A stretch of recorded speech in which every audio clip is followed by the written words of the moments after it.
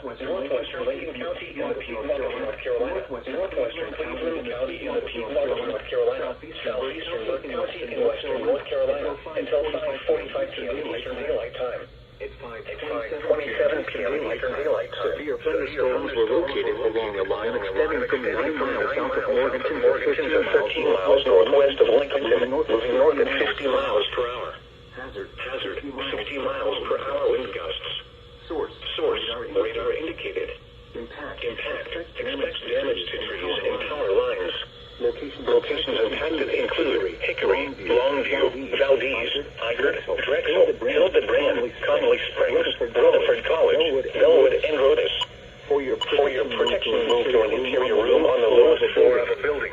Please report damaging wind, hail, or flooding to the National Weather Service by calling toll-free 1-800-267-8101 or by posting on our Facebook page or tweet it using hashtag NWSGSP. Your message should describe the event and the specific location. Wind that is certified. A severe thunderstorm warning has been issued until 5:45 p.m. Eastern Daylight Time for the following counties in North Carolina: Burke, Catawba, Cleveland, and Lincoln.